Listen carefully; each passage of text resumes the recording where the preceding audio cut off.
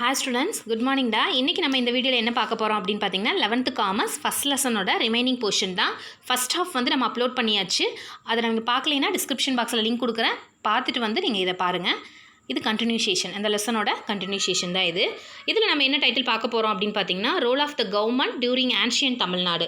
அதாவது பண்டைய தமிழர்கள் வந்து வர்த்தகத்தில் எப்படி இருந்தாங்க, அவங்களோட பங்குகள், அதாவது கவர்மெண்ட்டோட பங்குகள் என்ன, கான்ட்ரிபியூஷன் என்ன, பங்களிப்பு என்ன, கவர்மெண்ட் எப்படியெல்லாம் வந்து வணிகர்களுக்கு உதவிச்சு அப்படின்ட்டு நம்ம பார்க்கலாம். Foreigners who transacted business were known as Yavanas. அதாவது வெளிநாட்டில் இருந்து வர்த்தகம் செய்ய வந்தவங்களை நம்ம என்னன்னு கால் பண்ணோம் அப்படின்னு பார்த்தீங்கன்னா யவனர்கள் அப்படின்னு கால் பண்ணோமாம்மா. இதெல்லாமே ஒன் வேர்டில் வரும், நோட் பண்ணி வச்சுக்கோங்க. அடுத்தது Arabs who traded with Tamil were called. அதாவது அரேபியன் கண்ட்ரியிலேருந்து வந்தவங்களை ட்ரேட் பண்ண இங்கே தமிழ்நாட்டுக்கு வந்தவங்களை ஜோனஹர் அப்படின்னு கால் பண்ணோமாம்மா. சரிங்களா? அப்போ இதெல்லாமே ஒன் வேர்டில் வரும். சரிங்களா? நோட் பண்ணி வச்சுக்கோங்க. பட்டினப்பாலை பிரைஸ்டே காவேரி பட்டினம். பட்டினப்பாலை அப்படிங்கிற புக்லேயே நம்ம என்ன தெரிஞ்சு அங்கே என்ன இருக்குதுன்னு பார்த்தீங்கன்னா காவேரி பூப்பட்டினம் பற்றி நல்லா தெளிவாக சொல்லியிருக்காங்க அப்படின்னு சொல்லியிருக்காங்க. காவேரி பூப்பட்டினம் வந்து நல்ல ஒரு பாப்புலரான சிட்டி, ட்ரேட் பண்ணக்கூடிய ஒரு இடம் அப்படின்னு சொல்லியிருக்காங்க. வேறு வேரியஸ் அங்கே என்ன பண்ணாங்கன்னா பல நாடுகளுடைய வணிகர்கள் வந்து வந்தாங்களாம். Various foreigners of the high civilisation speaking different language. அங்கே வந்து நிறைய மொழிகளை பேசக்கூடிய ஃபாரினர்ஸ் வந்து அசம்பிள் ஆனாங்களாம். அசம்பிள்டு டு டிரான்சாக்ட் பிஸ்னஸை வந்து அங்கே ரன் பண்ணுறதுக்காக அந்த இடத்துல தான் கூடினாங்களாமா. இது நம்ம பட்டினப்பாளையில் நல்லாவே படிச்சிருப்போம் அப்படின்னு சொல்லியிருக்காங்க. With the support of the kingdom, அந்த கிங்டம் வந்து இதுக்கு சப்போர்ட் பண்ணுச்சு அப்படின்னு சொல்கிறாங்க. அடுத்தது the role of the state in trade related the two aspect namely adequate infrastructure. அதாவது என்ன பண்ணாங்க அப்படின்னு பார்த்தீங்கன்னா நம்மளோட அந்த ட்ரேட் பண்ணுறதுக்காக 2 வகையான உதவிகளை செஞ்சாங்க அப்படிங்கிறாங்க. சரிங்களா? அதாவது வணிகம் செய்கிறதுக்கான இன்ஃப்ராஸ்ட்ரக்சர், சுற்றுச்சூழலை அமைச்சு கொடுத்தாங்களாமா. அதுக்கப்புறம் அட்மினிஸ்ட்ரேட்டிவ் மெஷினரி ஃபார் டாக்ஸேஷன். அவங்க என்ன பண்ணாங்கன்னா வரிகளை விதிச்சாங்களாம். டியூரிங் த சங்கம் பீரியட், சங்க காலங்களில் த மெயின்டெனன்ஸ் ட்ரேட் ரோட் என்ன பண்ணாங்கன்னா வணிகம் செய்கிறதுக்காகவே வழித்தடங்களை உருவாக்கி கொடுத்துருக்காங்க. வேர் பாசிங் த்ரோ திக் ஃபாரஸ்ட், அடர்ந்த காடு பகுதிகளை கூட, அதாவது வெஸ்டர்ன் காட்ஸ் மேற்கு தொடர்ச்சி மலைகளில் காடுகள் பகுதியில் கூட அவங்க என்ன பண்ணாங்கன்னா வே ஆஃப் த பாத், அதாவது வழித்தடங்களை ட்ரேட் ரோட் வணிகம் செய்கிறதுக்கான பாதைகளை உருவாக்கி கொடுத்துருக்காங்க. சரிங்களா? The state protected the merchant caravans and the trade roads, the rubbers and wildlife. அதாவது காடு பகுதிகளிலிருந்து இந்த ரப்பர் அதெல்லாமே எடுக்கிறதுக்கு ரொம்ப ஹெல்ப்ஃபுல்லாக இருந்துச்சாமா. சரிங்களா? Main roads known as a பெருவழி. மெயின் ரோட்ஸ் என்னன்னு கால் பண்ணாங்கன்னா பெருவழி அப்படின்னு கால் பண்ணாங்களாம். Built for a surface transportation, அதாவது நிலவழி பாதையெல்லாம் இது பெருவழியை உருவாக்கியிருக்காங்க. Beside state expand infrastructure for shipping such port. இதை எக்ஸ்பேண்ட் பண்ணுறதுக்காக நல்லா விரிவாக்கம் செய்கிறதுக்காகவே சூழலை உருவாக்கி கொடுத்துருக்காங்க. போர்ட் துறைமுகங்களை உருவாக்கியிருக்காங்க. லைட் ஹவுஸ்னால் கலங்கரை விளக்கங்கள், வேர் ஹவுஸ்னா பண்டக காப்பகங்கள் அப்படின்னு சொல்லுவாங்க. அதாவது தட் மீன்ஸ் குடவுன்ஸ், அதாவது பொருட்களை சேஃபாக வச்சுக்கக்கூடிய ஒரு இடத்துக்கு பேர் தான் வேர் ஹவுசஸ். இதெல்லாமே உருவாக்கி கொடுத்துருக்காங்க. டு ப்ரொமோட் ஓவர்சீ ட்ரேட், அதாவது கடல் வணிகத்தை ப்ரொமோட் பண்ணுறதுக்காக இதெல்லாமே பண்ணி கொடுத்துருக்காங்க. Many such ports were developed during the Sangam period. சங்க காலங்களில் நிறைய போர்ட் டெவலப் ஆகிருக்குது. Kaveri Poompattinam was the chief port, அதுதான் தலைமையகமாக இருந்திருக்கு. The kingdoms Cholas while Nagapattinam, Marakkanam, Arikamedu etcetera. சோழர்கள் காலத்தில் நாகப்பட்டினம், மரக்காணம், அரிக்கமேடு இந்த மாதிரி போர்ட்ஸ் எல்லாமே இருந்துச்சா. வேறு அதர் ஸ்மால் போர்ட், சின்ன சின்ன போர்ட்டுகளும் துறைமுகங்களும் இருந்துச்சா ஈஸ்டர்ன் கோஸ்ட், அதாவது ஈஸ்ட் பகுதியில் இருந்ததுங்கிறாங்க, கடல் பகுதியில். Similarly Pandyas such board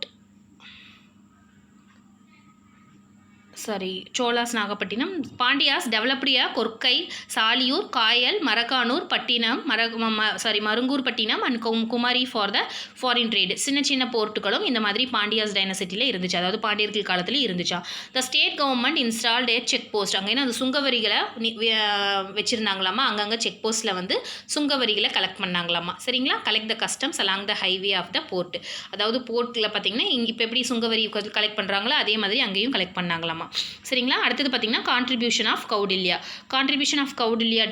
trade, அதாவது வியாபாரம் பற்றிய சாணக்கியர்களோட கருத்து. அதாவது கௌடில்யா அப்படின்னா கௌடில்யாஸ் அப்படிங்கிற ஒரு புக்கை எழுதினவர், அதாவது அர்த்த சாஸ்திரா அப்படிங்கிற ஒரு புக்கை எழுதினவர் கௌடில்யா தான் எழுதியிருக்காரு.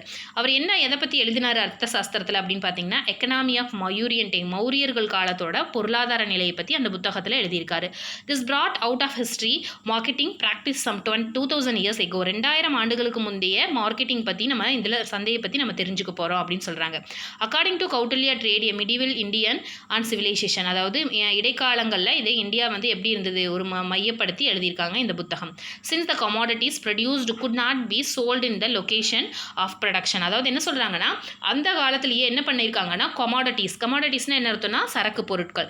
ப்ரொடியூஸ் பண்ணுறது ஒரு இடமோ விற்கிறது ஒரு லொக்கேஷனோ அப்படின்னு சொல்கிறாங்க. அப்போல்லாம் பார்த்தீங்கன்னா டிசைன் பண்ணுவாங்க. அதாவது கவர்மெண்ட் வந்து எந்த இடம் அலோகேட் பண்ணுறாங்களோ அங்கே தான் வந்து நம்ம போய் பொருட்களை வச்சு விற்றுக்கணும். ஸோ நம்மலாம் இப்போ எல்லாம் எங்கே வேணாலும் வச்சு விற்றுக்கிறோம் இல்லையா, அந்த மாதிரியெல்லாம் கிடையாது. அவங்க சொல்கிற இடத்துல நம்ம கமாடிட்டிஸை கொண்டு போய் நம்ம சேல் பண்ணிக்கணும். certain place for a selling the commodities. It levied duties on the goods brought into city. அவங்க என்ன பண்ணுவாங்கன்னா அங்கே வந்து டியூட்டிஸ் அதாவது வரி விதிப்பாங்களாம். அந்த வரியை நம்ம கட்டிட்டு தான் could be sold after payment of duty. அதாவது நம்ம வரியை கட்டிட்டு தான் அங்கே சேல் செய்ய நம்ம ஆரம்பிக்கணும். சரிங்களா? அதான் சொல்லியிருக்காங்க. Only certain merchant were authorised to engage in trade.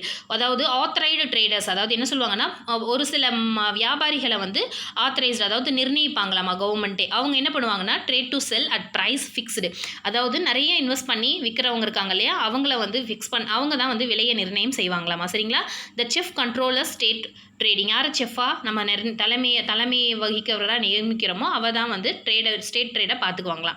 The profit, அதாவது ஃபார் எக்ஸாம்பிள் ஒரு சக்கரை வியாபாரிகள், அதாவது என்ன சொல்கிறோன்னா ஒரு மளிகை வியாபாரிகள் நம்ம சொல்கிறோம் இல்லையா, வியாபார சங்கங்கள்னு ஒரு கூட்டு அசோசியேஷன் இருக்கும். அந்த மாதிரி ஒரு மெர்ச்சன்ட்கள் ஆத்தரைடு மெர்ச்சன்ட்டை அவங்க வந்து நியமிச்சிருவாங்க. அவங்க தான் என்ன பண்ணுவாங்கன்னா ஒரு கடையில் 10 ரூபாய்க்கு சக்கரை விற்றா எல்லா கடையிலும் 10 ரூபாய்க்கு தான் விற்கணுங்கிற மாதிரி ப்ரைஸை வந்து ஃபிக்ஸ் பண்ணுவாங்க. அதை அவங்கள தான் ஆத்தரைஸ்டு மெர்ச்சன்ட் அப்படின்னு சொல்கிறோம். சரிங்களா? Profit margin allowed for the traders ranges between 5%. அதாவது உள்நாட்டு பொருட்களுக்கு வந்து 5%, வெளிநாட்டு பொருட்கள் வெளியிலேருந்து நம்ம இம்போர்ட் பண்ணுறோம்ல, இறக்குமதி செய்கிறோம் இல்லையா, அந்த பொருட்களுக்கு வந்து 10% என்ன பண்ணோம் பர்சன்டேஜ் வந்து நம்ம வரி விதிச்சோம். சரிங்களா? அதுக்கப்புறம் to enhance the standard to living. அதாவது வெளிநாட்டு ஃபாரின் குட்ஸ்னால என்கரேஜஸ் நம்மளை வந்து நம்ம வாழ்வாதாரத்தை என்ஹான்ஸ் பண்ண முடியும், மேம்படுத்த முடியும் அப்படின்னு நம்பினாங்களாம். ஏன்னா அவங்க வந்து கொஞ்சம் அட்வான்டேஜாக என்ன பண்ணுவாங்க, பொருட்களை உற்பத்தி செஞ்சு நம்மக்கிட்ட இல்லாத பொருட்களை அவங்க கொண்டு வந்து நம்மகிட்ட சேல் பண்ணும்போது நம்மளோட வாழ்வாதாரம் நம்ம கொஞ்சம் மேலோங்கும் அப்படின்னு நினச்சிருக்காங்க. Kautilya gave importance for the state in relation. Kautilya என்ன பண்ணார், எதை பற்றி இம்பார்ட்டன்ட் கொடுத்துருக்காங்கன்னு பார்த்தீங்கன்னா ரிலேஷன்ஷிப், அதாவது கருவூலம், treasury, taxation, industry, commerce, agriculture and conservation and natural resources. Arthashastra focused on certain. அந்த காலங்களில் எதுக்கெல்லாம் முக்கியத்துவம் கவர்மெண்ட் கொடுத்துச்சுன்னா கருவூலம், அதாவது வரி விதிப்பு, இண்டஸ்ட்ரி, தொழிற்சாலைகள், வணிகம், வேளாண்மை, இந்த மாதிரி வந்து நேச்சுரல் இயற்கை வளங்களுக்கு முக்கியத்துவம் கொடுத்துதான். அதை பற்றி தான் ஃபோக்கஸ் பண்ணி அர்த்தசாஸ்திரா எழுதியிருக்காங்க அப்படின்னு சொல்லியிருக்காங்க. It means of wealth as a means to promote the wellbeing of the state. அப்போ அந்த ஸ்டேட்டோட ப்ரொமோட்க்கு இது ரொம்ப ஹெல்ப்ஃபுல்லாக இருந்துச்சு. Advocated maintains the perfect balance between a state management and people's welfare through the trading activities. இந்த மாதிரி இருக்கிறதுனால எப்படி இருக்காங்க அப்படின்னு பார்த்தீங்கன்னா ஒரு அட்வொகேட் மாதிரி அதை வந்து மெயின்டைன் பண்ணிட்டு அந்த அர்த்தசாஸ்திரா புக் போயிருந்திருக்கு. அது போக எல்லாமே வந்து பீப்புள்ஸோட வெல்ஃபேருக்காகவே நடந்திருக்கு அப்படின்னு சொல்கிறாங்க. அடுத்தது பார்த்தீங்கன்னா commerce and trade north India side வந்து ட்ரேட் எப்படி இருக்குது அப்படின்னு சொல்கிறாங்க. So India was a prosperous even during the medieval period. அதாவது 12th 16th செஞ்சுரி வந்து டிஸ்பியூட், அதாவது அரசியல் சச்சரவுகள், டிஸ்பியூட்னா சச்சரவுகள் வந்துச்சு. ஹேவல்ஸ் பால்பன் வாஸ் ஃபர்ஸ்ட் சுல்தான். அப்போ தான் பால்பன் வந்து ஃபர்ஸ்ட் சுல்தானாக இருந்திருக்காரு. இவர் என்ன பண்ணியிருக்காரு அப்படின்னு பார்த்தீங்கன்னா does not forest help your traders that a commercial caravans move one market to place to other market. So முதல்ல பார்த்தீங்கன்னா பால்பன் வந்து சுல்தானாக இருந்தார். அடர்ந்த வனப்பகுதியில் வந்து பாதையை உருவாக்கி கொடுத்துருக்காரு. அதுக்கப்புறம் ஒரு இடத்துலேருந்து இன்னொரு இடத்துக்கு போகிறதுக்காகவே இந்த பாதையை உருவாக்கிறாரு. அதுக்கப்புறம் அலாவுதீன் கில்ஜி அப்படிங்கிறவர் வந்து பொருட்களை விலையை வந்து குறைக்கிறதுக்காக ட்ரை பண்ணியிருக்காரு.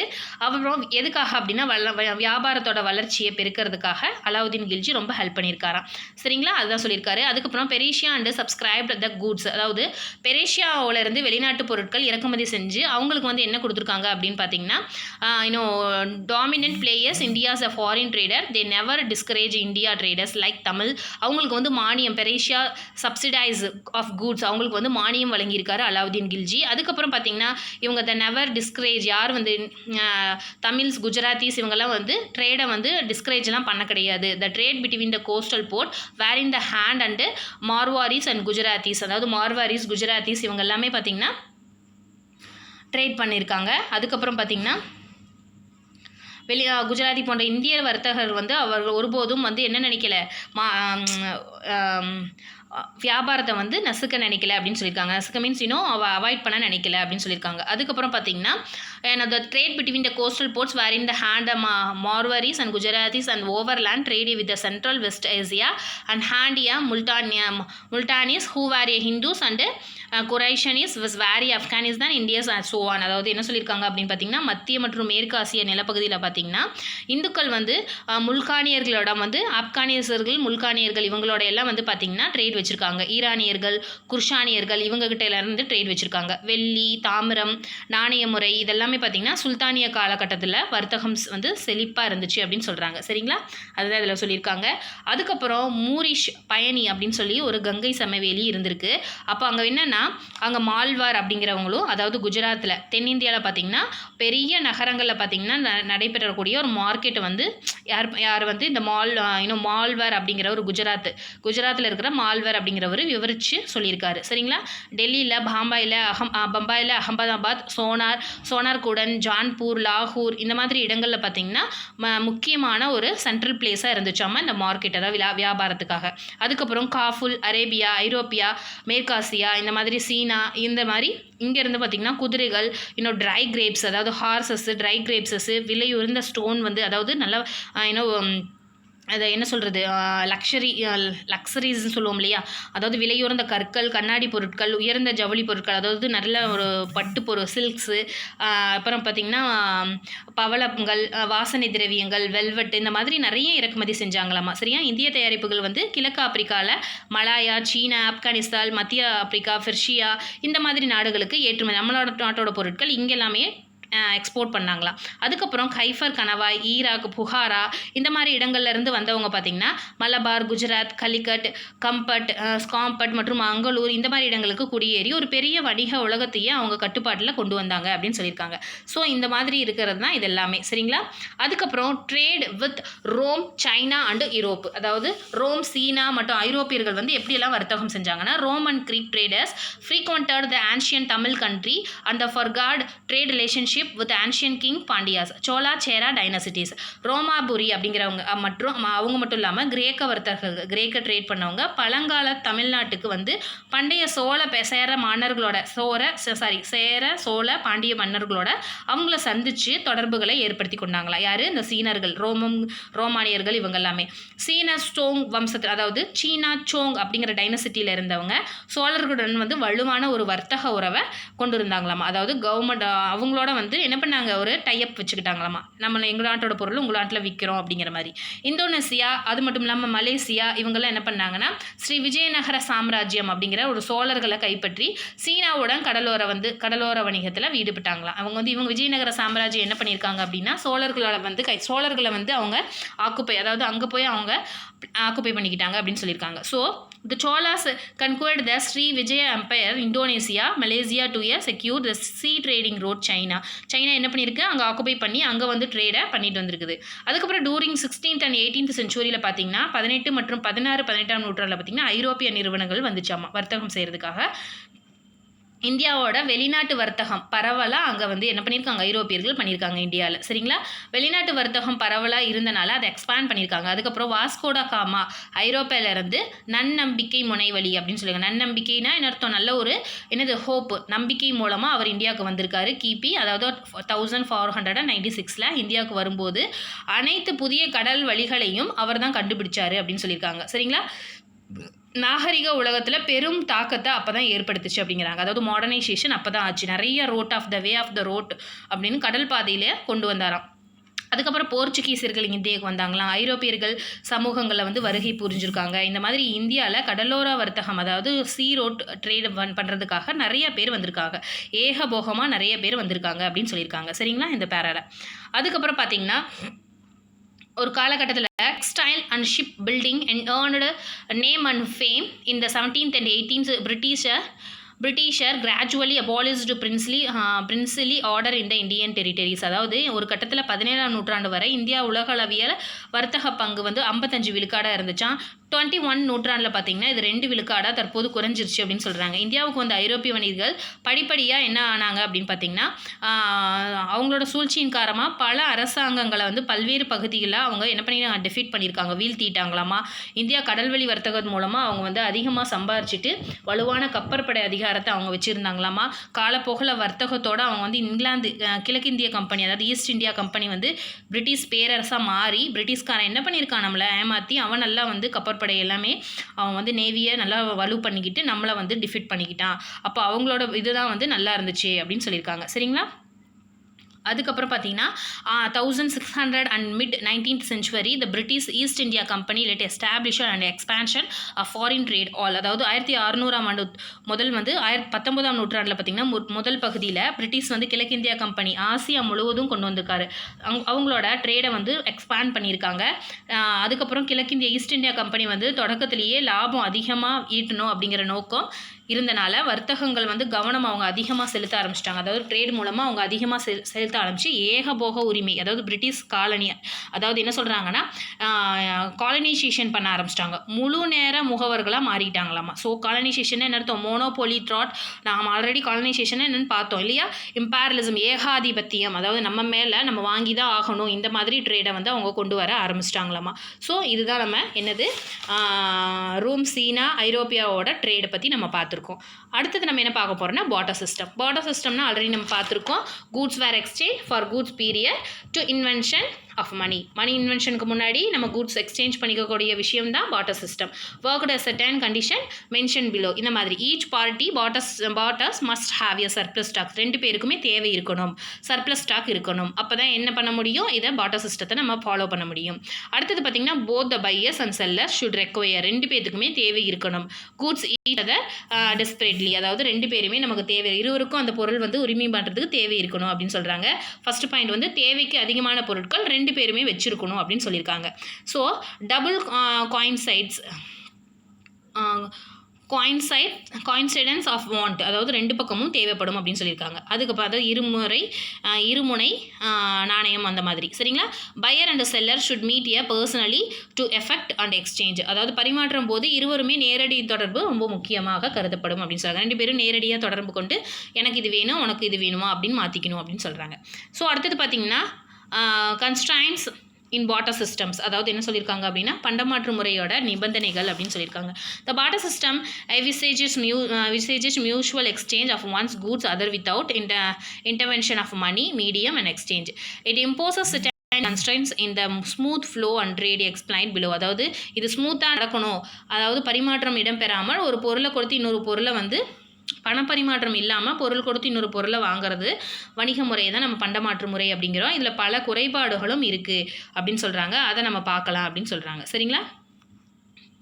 Lakh of double coincideness of want, அதாவது என்ன குறைபாடு இருக்குது அப்படின்னு பார்த்தீங்கன்னா ஃபஸ்ட்டு ஒன், இருவருடைய தேவையும் உடன்பாடு இல்லாமல் இருக்கிறது. அதாவது ஏ வாண்டட் ரைஸ், பி வாண்டட் வீட். ஸோ ஏக்கு வந்து ரைஸ் தேவைப்படணும், அப்போ தான் பி வந்து அவனோட ரைஸை கொடுத்துட்டு அவங்ககிட்ட இருக்கிற வீட்டை வாங்க முடியும். ஸோ அவனுக்கு தேவை, அவனுக்கும் தேவை இருக்கணும், 2 பேத்துக்கும் என்ன வேணும், தேவை இருக்கணும் அப்படின்னு சொல்கிறாங்க. இருவரும் என்னது அவங்களோட உபரி பொருளை இரண்டாம் ஒரு கதை யாருக்கு தேவையோ அவங்களுக்கு கொடுக்கணும். உபரி பொருள் வந்து யார் வாங்கி, இப்போ எனக்கு வந்து அரிசி வேணும் அப்படின்னா அவன் வந்து எனக்கு வந்து அரிசி கொடுப்பான் இல்லையா, நான் வந்து அவனுக்கு கோதுமை தேவைப்படணும், அப்போ தான் அவன் கோதுமை வாங்கிட்டு அரிசி கொடுப்பான். இல்லைன்னா என்ன பண்ண மாட்டான், அவன் டிரான்சாக்ஷன் பண்ண மாட்டான். ஸோ அது ஒரு தடை அப்படின்னு சொல்கிறாங்க. சரிங்களா? அடுத்தது பார்த்தீங்கன்னா non existence of common measures of value. பொதுவான மதிப்பீடு அளவு அப்போல்லாம் கிடையாது. அவன் 1 கிலோ இப்போல்லாம் வந்து மெஷர் பண்ணுவான், அப்போ ஒவ்வொரு பொருளும் தனித்தனி மதிப்பு உண்டு அப்படின்னு சொல்கிறாங்க. அப்போ என்ன அப்படின்னு பார்த்தீங்கன்னா அதில் ஒரு தடை இருக்கும். சரிங்களா? ஒரு பொருள் வந்து விலை அதிகமாக இருக்கும், ஆனால் அவங்ககிட்ட வந்து அந்த பொருள் கம்மி விலை, அவங்ககிட்ட உப்பு தான் இருக்குது, நம்மக்கிட்ட வந்து மீட் இருக்குது, அது போக மில்க் இருக்குது, ஏதாவது எக்ஸ்பென்சிவான ஒரு திங்ஸ் இருக்குது அப்படின்னா, ஆனால் அந்த உப்பு வந்து ரொம்ப விலை கம்மி, மலிவானது தான், ஆனால் நமக்கு உப்பு தேவைப்படுது. ஸோ நமக்கு அதுக்கு ஈக்குவலான பொருள் இல்லாமல் இருக்கலாம், நம்மக்கிட்ட விலை அதிகமான நல்ல காஸ்ட்லி பொருட்கள் கூட இருக்கலாம், ஆனால் அவங்ககிட்ட அந்த மதிப்பு வந்து கம்மி. அதாவது தான் சொல்லியிருக்காங்க நான் எக்ஸிஸ்டன்ட் காமன் மெஷர் வேல்யூ இருக்காது, பொதுவான மதிப்பீட்டு அளவில் இருக்காது. எனக்கு வேணும் அப்படின்னா நீ என்ன காஸ்ட்லியான திங்ஸ் என்ன வச்சுருந்தாலும் சரி அதை கொடுத்துட்டு நீ அதை வாங்கி தான் ஆகணும், அந்த மாதிரி ஒரு தடை இருக்கும் அப்படிங்கிறாங்க. அடுத்தது பார்த்திங்கன்னா lack of a direct content between a producers and consumers. உற்பத்தியாளருக்கும் நுகர்வோருக்கும் நேரடி தொடர்பு இல்லாமல் விற்போரும் வாங்குவோரும் எப்பொழுதும் நேரடி தொடர்பு கொள்ள வாய்ப்பு ஏற்படுறது இல்லை அப்படிங்கிறாங்க.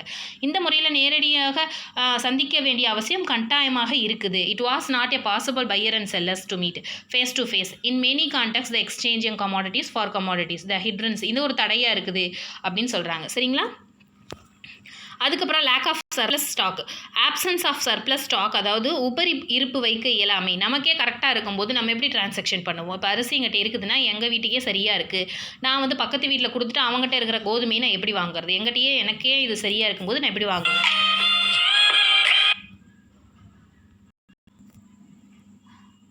சாரி ஃபார் த டிஸ்டர்பன்ஸ், ஒரு ஃபோன் கால் வந்துருச்சு, ஒன்றும் ப்ராப்ளம் இல்லை, நம்ம கண்டினியூ பண்ணிக்கலாம். லேக் ஆஃப் சர்ப்ளஸ் ஸ்டாக் அப்படின்னா என்ன அர்த்தம்னா உபரி இருப்பு வைக்க இயலாதனால அது என்ன ஆகுது அப்படின்னா, அதாவது நமக்கே கரெக்டாக இருக்கிறனால அது எப்படி அதிகமாக கையிருப்பு வைக்க முடியும் அப்படிங்கிற ஒரு ப்ராப்ளம் வரும் அப்படிங்கிறாங்க. அடுத்தது பார்த்திங்கன்னா இன்வென்ஷன் ஆஃப் மணி, அதாவது பணம் கண்டுபிடிப்பு அல்லது உருவாக்கம் அப்படின்னு சொல்லியிருக்காங்க. ஸோ நம்ம என்ன all the aforesaid constraints vary addressed by the invention of money as medium of exchange. Besides there are other hindrances in the smooth exchange of goods from the place of production to the place to consumption, so like a place, time, risk, knowledge, finance and so on. These are addressed by various mechanisms in detail in the subsequent section of this chapter. அதாவது என்ன சொல்லியிருக்காங்கன்னா, மேலே குறிப்பிட்ட அனைத்து தடைகளையும் அகற்றக்கூடிய விஷயமா, அகற்றக்கூடிய ஒரு இதாக வந்து பணம் வந்துருச்சு அப்படின்னு சொல்கிறாங்க. பணம் ஒன்றை உருவாக்கி அதை பரிமாற்றத்திற்கு அளவுகோலாக பயன்படுத்தி, அதாவது டிரான்சாக்ஷனுக்கு ஒரு மெஷர்மெண்ட், அதாவது வேல்யூபிளாக ஒரு பணம் வந்து நடுவில் வந்ததுக்கப்புறம் உற்பத்தி செய்யப்பட்ட இடத்துலேருந்து பயன்படுத்தப்படக்கூடிய இடத்துக்கு பொருட்கள் வந்து டிரான்சாக்ஷன் செய்யும் போது ஏற்படக்கூடிய இந்த டைமு, பிளேஸு, ரிஸ்க்கு, நாலேஜு, இது எல்லா தடைகளையும் அகற்றுவதற்காக அதை வந்து என்னது மெக்கானிசம் டீட்டெயில் இந்த subsequent section is this chapters. அதாவது என்ன சொல்கிறாங்க, இது எல்லாமே ரிஸ்க்கை வந்து வேண்டாம், அதாவது ரிஸ்க்கை வந்து அகற்றுறதுக்காக, அதாவது நீக்கிறதுக்காக இது ரொம்ப ஹெல்ப்ஃபுல்லாக இருக்குது பணம் அப்படின்னு சொல்லியிருக்காங்க. சரிங்களா? பணம் வந்ததுக்கு இன்வென்ஷன் ஆஃப் மணி, பணத்தை உருவாக்குனதுக்கப்புறம் இந்த தடைகள் எல்லாமே நீங்கிருச்சு, அதுக்காகவே உருவாக்குனாங்க அப்படின்னு சொல்லியிருக்காங்க. அடுத்தது பார்த்தீங்கன்னா ஹிட்ரன்ஸ் ஆஃப் காமர்ஸ், அதாவது வணிக தடைகள் என்னென்னு பார்த்துடலாம். Production of commerce and service for the satisfaction often wants is the main objective of an industry, reaching those goods and service to the people for where they are produced in the object commerce. Commerce serves as a valuable link between the producers and the consumers, the traders. அதாவது மனித தேவைகளை நிறைவேற்றப்படக்கூடிய இன்னும் கமாடிட்டிஸை வந்து கமாடிட்டிஸையும் அதோட இன்னும் டியூட்டிஸையும் உற்பத்தி செய்யக்கூடிய அதாவது ப்ரொடியூஸ் பண்ணக்கூடிய கமாடிட்டிஸுங்களையும் டியூட்டிஸையும் மக்களுக்கு போய் சேரணும். சர்வீஸும், அதாவது கமாடிட்டிஸ் ப்ளஸ் சர்வீஸ் ரெண்டுமே மக்களுக்கு போய் சேரணும் அப்படின்னா உற்பத்தியாளருக்கு, அதாவது ப்ரொடியூசருக்கு வந்து கன்சியூமர்ஸ்க்கு வந்து ப்ரொடியூசருக்கும் கன்சியூமர்ஸுக்கும் வணிகம் எவ்வளோ முக்கியத்துவம் பற்றி அவங்க என்னது ப்ரொடியூசர்ஸ் தெரிஞ்சிருக்கணும். அதாவது ஒரு பொருளை தயாரித்து கன்சியூமருக்கு போய் சேர்ற வரைக்கும் இன்பிட்வீனில் என்னென்ன நடக்குதோ அதுதான் காமர்ஸ்னு சொல்லியிருந்தோம். அதை வந்து முக்கியத்துவம் யாருக்கு தெரிஞ்சிருக்கணும் அப்படின்னா ப்ரொடியூசருக்கு நல்லா தெரிஞ்சிருக்கணும். பொருளாதார நடைமுறைகளோட அவங்களோட டியூட்டிஸையும் தொடர்பு படுத்தி உற்பத்தி, அதுக்கப்புறம் டிரான்சாக்ஷன், அதாவது ப்ரொடியூஸ் பண்ணக்கூடிய, அதாவது மேனுஃபேக்சர் பண்ணக்கூடிய பொருள் டிரான்சாக்ஷன் எப்படி பண்ணணும், அந்த பொருட்களை வந்து எப்படி சர்வீஸ் பண்ணணும், நுகர்வோருக்கு வந்து எப்படி பணியெல்லாம் நம்ம செய்யணும், அந்த மாதிரி வந்து ஒரு டிபார்ட்மெண்ட்டே இருக்குது காமர்ஸில் அப்படின்னு சொல்லியிருக்காங்க. அதுக்கப்புறம் பார்த்தீங்கன்னா variety of service ensure that a passage of goods and service between two it's completed without any let hindrance. Accordingly, commerce may be defined as an organized system for the exchange of goods and service between members of industrial world. It comprises all forms of trade, wholesale, retail and export and import. So entrepreneur services which aid to assist entrepreneur என்ன சொல்லியிருக்கேன், தொழில் முனைவர், அதாவது தொழிலை தொடங்குபவர். முதல்ல தொழிலில் தொடங்குபவர் பேர் தான் என்டர்பிரனர் சர்வீஸ். அதாவது அவங்களோட பணிகள் எப்படி இருக்குன்னா aid assist the trading activities, banking, transportation, warehousing, insurance, advertising. அதாவது என்ன சொல்கிறாங்க அப்படின்னு பார்த்தீங்கன்னா மொத்த வியாபாரம், சில்லறை வியாபாரம், ஏற்றுமதி, இறக்குமதி, தொழில் முனைவோர், அதாவது என்டர்பிரனர், இவங்களோட சர்வீஸ் எல்லாமே பார்த்தீங்கன்னா துணை செயல்பாடுகள், வங்கி, போக்குவரத்து, பண்டக காப்பகங்கள், விளம்பரம், இதெல்லாமே அவங்களோட உள்ளடங்கும் அப்படின்னு சொல்லியிருக்காங்க. இவங்க இதெல்லாமே பார்க்கணும் அப்படின்னு சொல்லியிருக்காங்க. அதுக்கப்புறம் பார்த்தீங்கன்னா எலிமினேஷன் ஆஃப் ஹிட்ரன்ஸ் ஆஃப் பிஸ்னஸ், தொழில் தடைகளும் அதை எப்படி நீக்கலாம் அப்படிங்கிற வழிகளும் இருக்குது அப்படின்னு சொல்கிறாங்க. அதை பற்றி நம்ம பார்க்கலாம். சரிங்களா? அதாவது various hindrance removed by the business follows அப்படின்னு சொல்லியிருக்காங்க. அதாவது நிறைய ஹிண்ட்ரன்ஸ் இருக்குது, மெனி ப்ராப்ளம்ஸ் இருக்குது, அதை வந்து எப்படி வந்து நம்ம ரிமூவ் பண்ணலாம் அப்படின்னு பார்க்கலாம் வாங்க. ஃபஸ்ட்டு ஒன்று வந்து ஹிட்ரன்ஸ் ஆஃப் அ பர்சன், ஆல்சார் தடை அப்படின்னு சொல்லுவோம் தமிழில். ஆல்சார் தடைனா என்ன அப்படின்னு பார்த்தீங்கன்னா, manufacture to not know the place and face to of the consumer it is the retailer who known as taste. அதாவது என்ன சொல்கிறாங்கன்னா, மேனுஃபேக்சருக்கு ஒரு கன்சியூமரை டேரெக்டாக பார்த்து கொடுக்க முடியாது. இப்போ தயாரிப்பாளர் ஒரு பொருளில் நுகர்வோர், நம்ம தான் நுகர்வோர், நம்மளை பார்த்து ஒரு சக்தி மசாலாவில் பொருள், சக்தி மசாலா ஓனர் வந்து நமக்கே வந்து பொருளை வீட்டுக்கு வந்து விற்பானா? இல்லை. நம்ம கன்சியூமர் யாருன்னு நம்மளுக்கு தெரியுமா? தெரியாது. ஸோ யாருக்கு தெரியுது அப்படின்னு பார்த்தீங்கன்னா, ரீட்டெய்லர், நம்ம நியர்பை ஷாப் இருக்கு இல்லையா, அவங்களுக்கு தான் நம்மளை தெரியும். பக்கத்தில் இருக்கிற மளிகை கடையில் நம்ம ரெகுலராக வாங்குகிறோம் அப்படின்னா அவங்க நம்ம என்ன வாங்குவோம்னு அவங்களுக்கு நல்லாவே தெரிஞ்சிருக்கும். So known as the taste, நம்ம எதுக்கு வந்து ப்ரிஃபரன்ஸ் கொடுக்குறோம், டேஸ்ட், நம்மளோட டேஸ்ட் என்ன, ப்ரிஃபரன்ஸ் என்ன, and location of the consumers, அந்தந்த லொக்கேஷனில் இருக்கக்கூடிய வணிகர்கள் கன்சியூமர்ஸ், நுகர்வோர்களுக்கு பற்றி ரீட்டெய்லருக்கு தான் நல்லா தெரியும்.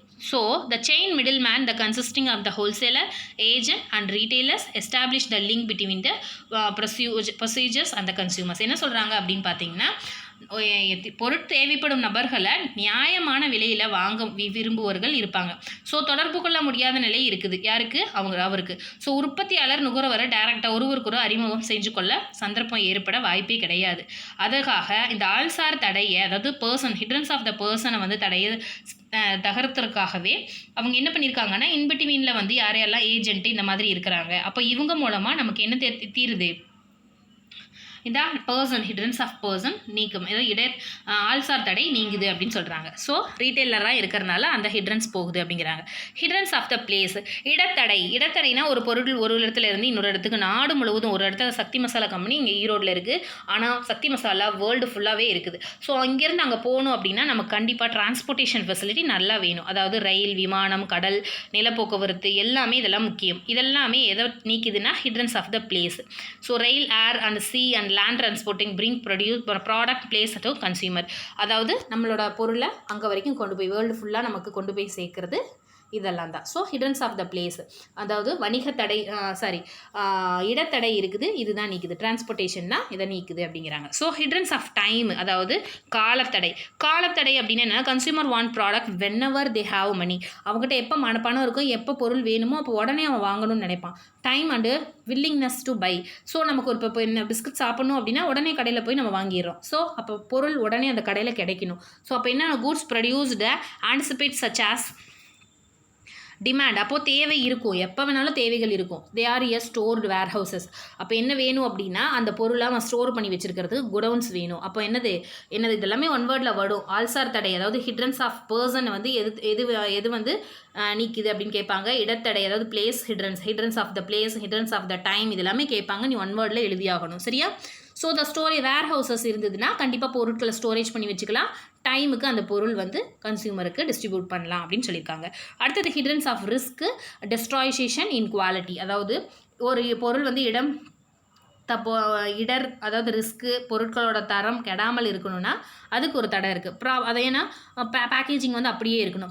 Proper packaging and moderate air conditioner storage houses ensure that it's not a deterioration. பொருள் வந்து அழிகாமல் கெடாமல் இருக்கணும்னா, குவாலிட்டியான ப்ராடக்ட்டில் இருக்கணும்னா, goods are protect against insect, rat, evaporation, அதாவது பொருள் வந்து உருகி போகிறது, ஒரு எலி கடிக்கிறது, ஒரு இன்செக்ட் பூச்சி கடிக்கிறது, இந்த மாதிரிலாம் இல்லாமல் இருக்கிறதுக்காக கண்டிப்பாக வந்து அதுக்கான ஸ்டோரேஜ் ஃபெசிலிட்டி வேணும் அப்படின்னு சொல்லியிருக்காங்க. அடுத்தது hindrance of the risk of losses அப்படிங்காங்க. நட்ட இடர்பாடு தடை, போக்குவரத்து, அதுக்கப்புறம் என்னது, ஃபயர், தெஃப்ட்டு, ஃப்ளட்டு, ஆக்சிடென்ட்டு, வெள்ளம், திருட்டு, இந்த மாதிரிலாம் நடக்கும். So bring a huge losses the business. அப்போது பிஸ்னஸில் ரொம்ப பெரிய லாஸ் கொண்டு வரும். அப்போ இன்சூரன்ஸ் கம்பெனி தான் வந்து கம்பெனி என்ன பண்ணும், அந்த ரிஸ்க்கை வந்து லாஸஸை சால்வ் பண்ணும். ஸோ ரிஸ்க் இது வந்து எது ஹெல்ப்ஃபுல்லாக இருக்குன்னா, இன்சூரன்ஸ் கம்பெனி ரொம்ப ஹெல்ப்ஃபுல்லாக இருக்குது. அடுத்தது hindrance of A knowledge, advertising, அதாவது நாலேஜ். ஒரு பொருள் ஒரு மேனுஃபேக்சர் தயாரிக்கிறான்னா அந்த பொருளை பற்றி கன்சியூமருக்கு தெரிஞ்சிருக்கணும், அவங்களுக்கு அந்த நாலேஜ் இருக்கணும். அப்போ அதுக்கு என்ன ஹெல்ப்பாக இருக்குது, ஒரு பொருள் வந்து ப்ராடக்ட் தயாரிக்கிறான்னா, புதுசாக வந்து லான்ச் பண்ணுறா மார்க்கெட்லனா நமக்கு தெரிய வருதுன்னா விளம்பரங்கள் மூலமாக தான் நமக்கு தெரிய வரும். Advertising and communication help in announcing the arrival new product and their uses to people. அதாவது நமக்கு எது மூலமாக தெரிவிக்கிறாங்க அப்படின்னு பார்த்தீங்கன்னா, விளம்பரங்கள் மூலமாக நம்ம தெரிவிக்கிறாங்க. அப்போது நாலேஜ் ஹிட்ரன்ஸ் அதிலிருந்து போகுது. அடுத்தது hindrance of exchange, money function as a medium exchange and enable the buying and selling of any product or service by payment of right price. அதாவது என்ன சொல்கிறாங்க அப்படின்னா, பொருட்களை வந்து பண்ட பரிமாற்றங்களுக்கு தடை வரும். ஸோ எப்போ வரும் அப்படின்னு பார்த்தீங்கன்னா, முக்கியமாக பண்ட பரிமாற்றம் வந்து பண்ட பரிமாற்றம் முக்கியத்துவம். பொருட்களுக்கு உண்டான சரியான விலையை கொடுத்து பொருட்களை வாங்கணும். ஸோ எந்த ஒரு தயாரிப்போ அல்லது சர்வீஸாக இருந்தாலும் விற்பது வந்து கரெக்டாக ஒரு ரேட்டில் ஃபிக்ஸ்டு ரேட்டில் வந்து நம்ம எக்ஸ்சேஞ்ச் பண்ணணும். அப்போ வந்து பண பரிமாற்றத்தில் கொஞ்சம் ரிஸ்க் இருக்குது அப்படின்னு சொல்லியிருக்காங்க. அடுத்தது ஹிடன்ஸ் ஆஃப் த ஃபினான்ஸ், நிதி தடை. உற்பத்தியாளர்களுக்கும் வர்த்தகர்கள் ட்ரேட் பண்ணுறவங்களுக்கும் அவசியமான நேரத்தில் கண்டிப்பாக ஃபண்டு தேவைப்படும். அந்த மாதிரி கிடைக்கிறது இல்லை அப்படிங்கிறாங்க. ஸோ கிடைக்கணும் அப்படின்னா வங்கிகள் மற்றும் பிற நிதி நிறுவனங்கள், அதாவது ஃபினான்ஸ் இன்ஸ்டிடியூஷன் என்ன பண்ணணும்னா வணிக ரீதியாக செயல்படுவதற்கு பரிமாற்றிக்கொள்வதற்கு நிதி உதவி செய்யணும் அப்படிங்கிறாங்க. அப்போ நிதி உதவி அவங்க செஞ்சாங்கன்னா அவங்களுக்கு வந்து ஃபினான்ஸ் ஹிட்ரன்ஸும் நீங்கும் அப்படின்னு சொல்லியிருக்காங்க. சரிங்களா? அடுத்தது பார்த்திங்கன்னா ஹிடன்ஸ் ஆஃப் ஃபினான்ஸ், அதை நம்ம பார்த்துட்டோம். அடுத்தது hindrance of the developing the exact product அப்படின்னு சொல்லியிருக்காங்க. ஒரு பொருளை ஒரு பொருட்களை வந்து துல்லியமாக தயாரிக்கிறதுல தடை இருக்குது அப்படிங்கிறாங்க. ஆராய்ச்சி மூலம் நுகர்வோர்கள் தேவையை அறிஞ்சு அவங்களுக்கு தரமான பொருட்கள் வழங்க முடியுங்கிறாங்க. Research the development helps the developing the extract product or service